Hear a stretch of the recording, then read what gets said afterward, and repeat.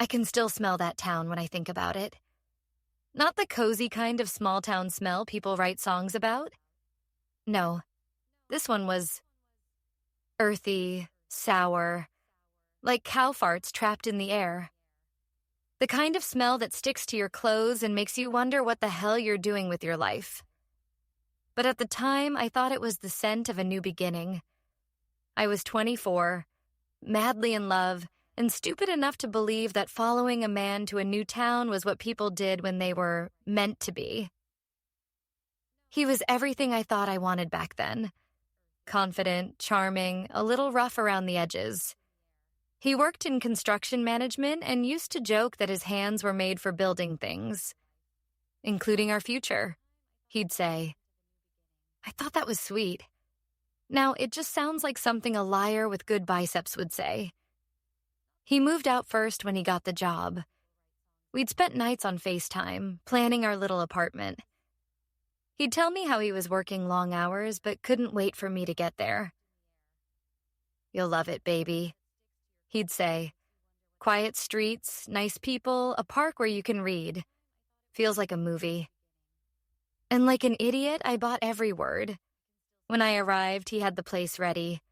A modest 2-bedroom with beige carpet and the kind of wood paneling that made you feel like you were stuck in the 70s.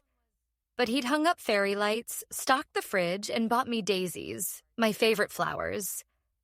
I remember thinking, God, this is what love looks like. The first few weeks were blissful in that fake honeymoon kind of way. He'd come home tired and sweaty, but we'd cook dinner together, sit on the couch, talk about how this was just the beginning. He made me believe I was building something real. A home, a future, maybe even a family. But there were cracks I didn't see. The late-night texts he said were from work. The weekends where he'd disappear for job site checks. The smell of perfume on his jacket, one that wasn't mine. I told myself I was being paranoid. That's what love does. It trains you to gaslight yourself before anyone else gets the chance. One morning, I found a lipstick in his truck. A shade I would never wear. Too coral, too bold. I asked him about it. He laughed. It's from the crew, babe. One of the wives must have dropped it when I gave them a ride. And like an idiot, I nodded. I wanted to believe him, because believing him meant I didn't waste years of my life on the wrong man. But deep down, something twisted inside me that day. A seed of suspicion. Quiet, patient, waiting. It was early November when everything shattered. The kind of cold that bites your skin and makes you crave warmth. Any warmth. He'd gone to work early that day, and I was cleaning up the kitchen when his laptop pinged. Normally, I'd never go through someone's things. I was raised better than that. But something in my gut told me to look. It wasn't even locked. At first, I saw work emails, boring, normal. Then I saw the messages, a thread titled, "Sweet Thing." I clicked. The first photo I saw was of her. A woman maybe 5 years older than me. Confident. Polished. Wearing a red dress that looked expensive. The kind of woman who knows what she wants and how to get it. Then I saw his replies. I won't even repeat them here. But they were explicit. Filthy. The kind of words he'd never said to me. Not once. And then it hit me.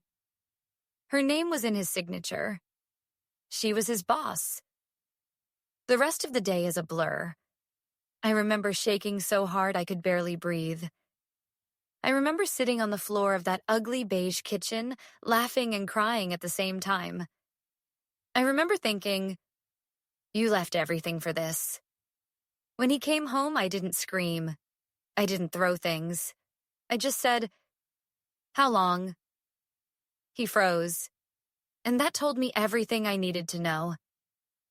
At first, he tried to deny it. Then he said it just happened. That it was a mistake. That things were stressful. I just stared at him, this man who'd built himself into the center of my life, and realized he was nothing more than a hollow structure. Pretty on the outside, rotten underneath.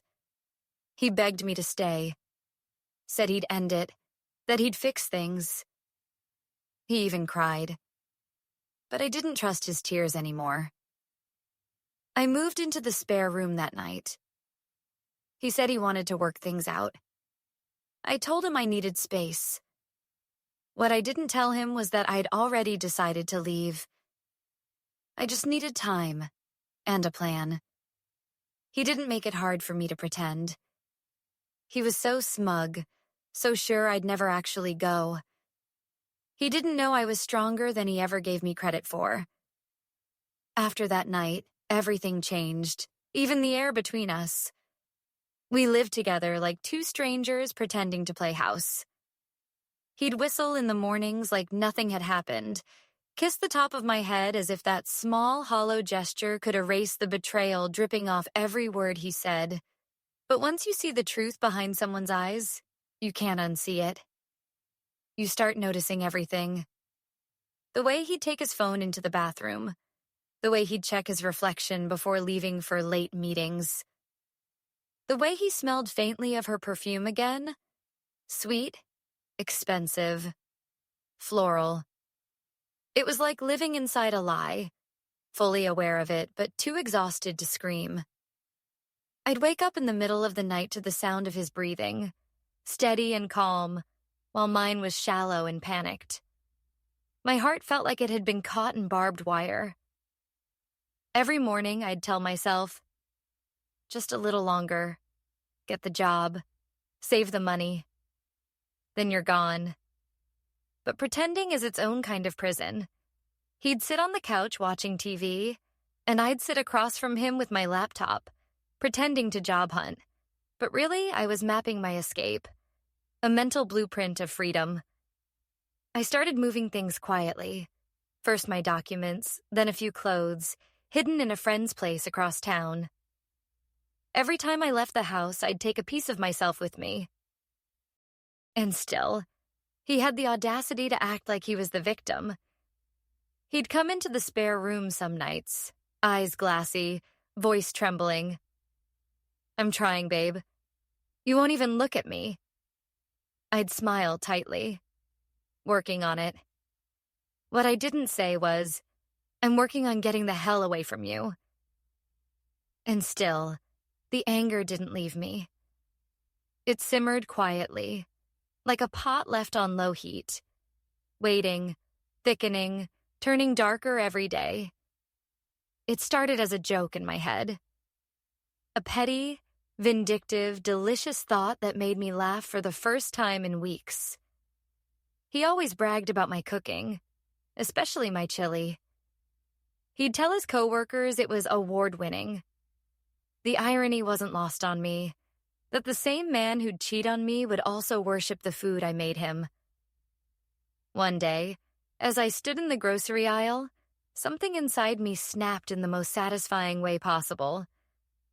There it was, a can of dog food, the same brand we used to give my childhood dog. I picked it up, turned it over, looked at the ingredients. Beef, rice, gravy, not so different from what I put in my chili. I laughed right there in the aisle. That quiet, unhinged laugh of a woman who's finally done being the victim. By the time I got home, the plan was forming beautifully. I'd make a huge batch, enough to last him the whole week. He'd eat it proudly, maybe even brag about it to her. And I'd watch him do it, spoon by spoon, blissfully unaware. That night, I cooked with precision. I chopped the onions fine, browned the meat perfectly, and then, like an artist adding the final stroke, I opened that can. The smell wasn't bad, honestly. The texture, a little mushy, but easy to disguise. Half a can, stirred in. No one would know. When he came home, he kissed me on the cheek and said, "Something smells amazing." I almost laughed. I handed him the bowl, watched him eat. He closed his eyes and groaned. God, babe, this is the best chili you've ever made. I smiled sweetly. Glad you like it. Inside, something dark and satisfied stretched its wings. By the fourth day, it had become almost routine. I'd pack his lunch every morning: rice, cornbread, and a generous portion of my special chili. He'd text me from work around noon, calling it heaven in a thermos. And I'd laugh so hard I had to bite my tongue to keep quiet. Then one morning, everything almost fell apart. His cousin dropped by, a sweet girl in her 20s, all sunshine and lip gloss. She stopped to chat while I was in the kitchen, half distracted, mixing his lunch. We were talking about something trivial, maybe her new boyfriend, when I reached automatically for the can opener. And before I realized it, I had popped the lid and was spooning the dog food right into the chili mid-conversation. The look on her face froze me. Her eyes widened. Her jaw dropped. She just stared. I froze with the spoon in midair, realizing exactly what I'd done. Then she burst out laughing. Are you serious? What the hell are you feeding him? I blinked. Then slowly I grinned. Oh, honey, I said. He loves it. Been eating it all week. That only made her laugh harder. Tears rolled down her face as she clutched her stomach. No way he doesn't know. Oh, he doesn't, I said, swirling the spoon like a witch stirring her cauldron. He thinks it's my best batch yet. And that was the moment everything flipped. Because instead of being horrified, she joined in. She took the thermos from me, helped me heat it up, and even added a few dashes of hot sauce for extra flavor. She said, he deserves it. He's been acting like a saint while everyone knows he's not. Apparently, even his own family knew about the affair. That part stung, realizing everyone knew but me. When he found out later, thanks to his cousin's loose lips, he confronted me, furious. How could you do that to me? He shouted. I just tilted my head. Funny, that's what I was going to ask you. He turned red, sputtering, realizing he couldn't win that argument. He stormed out that night. I never saw him again after that. After he left, the apartment was quiet. Not peaceful quiet. Hauntingly quiet. The kind of silence that presses on your chest like an invisible hand. At first, I thought I'd miss him. I thought I'd ache for the familiar footsteps, the creak of the couch, even the sound of him brushing his teeth. But what I felt was nothing. A strange, delicious, terrifying nothing. I realized I had been living in chaos for so long that calmness felt foreign. The first few nights, I wandered the apartment like a ghost. Every room still smelled like him. His cologne, his shampoo, the faint scent of coffee he always spilled on the counter. I slept with the windows open. The cold crept in, but I didn't care. It was the first time I'd breathed air that didn't carry his name. Slowly, I started reclaiming my space. I threw out his shirts, his toothbrush, the stupid mug that said world's best boyfriend. Yeah, sure, best boyfriend to 3 women at once. I painted the walls a soft shade of green, the color of peace. I filled the place with plants, bought myself a record player, and let the sound of jazz fill the spaces he once polluted with his fake apologies. And when I cooked again, I made chili. Real chili. For myself. No dog food, no bitterness, just beans, meat, and a pinch of self-respect. By the time the lease ended, I had saved enough to move back to the city. Back to my life. Back to me. It happened 2 years later. I was working at a marketing firm in San Diego, coffee in one hand, laptop bag over my shoulder, when I heard someone call my name. I turned and nearly dropped my coffee. There he was. The ex. standing by the cafe entrance looking. Older. The kind of older that comes from bad decisions, not time. His hair had thinned, his shirt was wrinkled, and that smug, confident spark in his eyes was gone. "Wow," he said, smiling awkwardly. "You look good." I smiled politely. "You look alive." He laughed, rubbing the back of his neck. I deserved that. He started talking about his job, his rough couple of years, how he'd learned a lot. Typical redemption arc monologue. Then he said, I still can't eat chili. Can't even smell it without gagging." I nearly choked on my drink. "Oh, why's that?" He grimaced. "Guess my stomach's just not the same anymore. My cousin told me you pranked me that one time. Honestly, I don't even blame you." One time. He still didn't know. I smiled sweetly. "Yeah, one time." He looked at me for a long second, maybe sensing something under the surface, then shook his head and laughed. "You always had that evil little grin." "Guess some things never change," I said, sipping my coffee. And that was it. No closure talk, no apology I didn't need. Just two ghosts from a bad story bumping into each other before fading back into their own timelines. Years later, that story became a joke among friends. Whenever someone at work complained about their cheating ex, someone else would whisper, "Careful, she might pull a chili move." It became legend. The Chili Queen, they called me. Even got me a novelty apron with it stitched on. At first, I hated it. Then I leaned into it. Because that story, as ridiculous as it was, became something else. It wasn't about feeding a man dog food. It was about taking my power back, one spoonful at a time. People think revenge is about hurting someone. It's not. It's about healing yourself in the only language pain understands. Sometimes that language happens to be chili. I started writing. About heartbreak, about moving on, about the quiet comedy of being human. Some of those essays went viral. Women wrote to me, strangers saying, "You made me laugh through my tears." And that's when I realized what started as bitterness turned into something better. A story worth telling.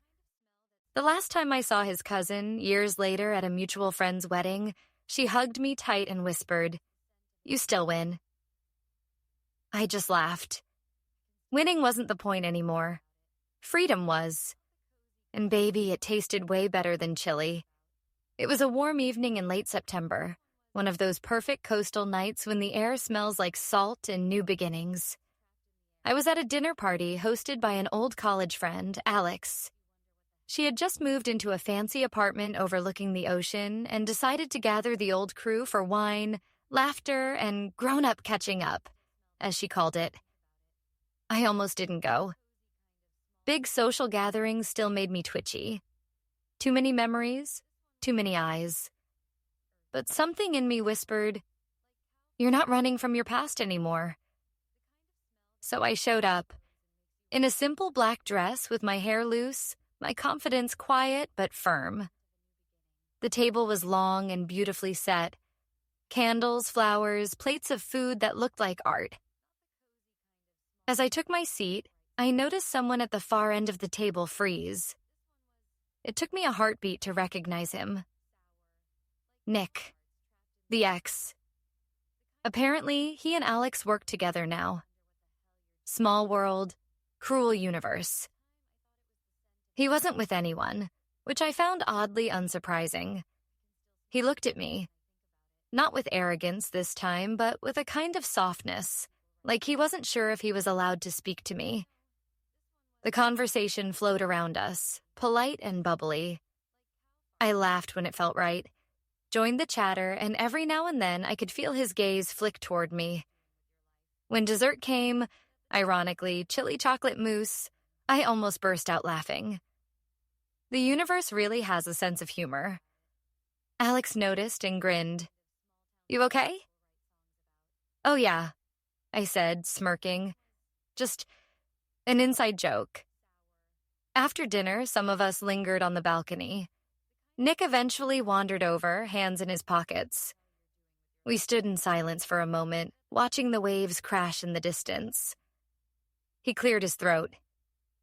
You really seem happy, he said quietly. I'm glad. Thanks, I replied. Took some work. I believe that. He looked down, fiddling with his sleeve. I was an idiot back then. I nodded. Yep. He chuckled. Still blunt, huh? Still honest. He sighed. I don't expect forgiveness. I just hope you know I think about what I did. A lot. I looked at him for a long second. The old me would have tried to read into his words, tried to find closure, maybe even sympathy. But the woman standing there, she didn't need either. I don't hate you, Nick, I said softly. But I don't owe you anything either. We both played our parts. You just didn't realize I'd be the one to write the ending? He smiled sadly. Yeah, you always were the writer. And that was that. No tears, no dramatic walk-off. Just two people who shared a bad chapter, finally closing the book. Years passed. The story of the chilly revenge became something of a running legend among my readers. I started a small blog, half humor, half heart therapy, called Spice and Consequence. It grew faster than I expected. People loved it. I wrote about heartbreak, healing, cooking, and the absurd beauty of starting over. Brands reached out. I even got a book deal. The first chapter of that book? The chili that changed everything. It wasn't about him anymore.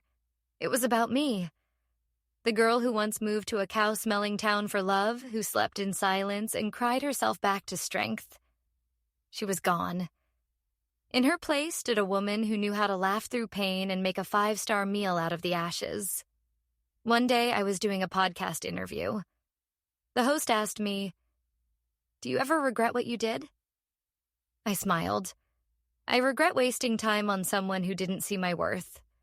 But feeding him dog food? Nah, that was self-expression. We both laughed. But underneath, I meant every word. Because revenge, in its purest form, isn't cruelty. It's transformation. It's looking pain in the face and saying, you don't get to own me anymore. That night, after the interview, I cooked chili again. Real chili. Slow-simmered, smoky, rich. As it bubbled on the stove, I opened my balcony doors and let the city air in. Below, life buzzed. Laughter, car horns, music. It felt alive, electric. I poured myself a glass of wine and watched the sunset turn the sky into gold and fire. And I whispered to the world, here's to every woman who's ever been underestimated, and turned it into art. I raised my glass to the horizon, to the girl I used to be, to the silence that healed me, to the laughter that rebuilt me, and to the chili that started it all.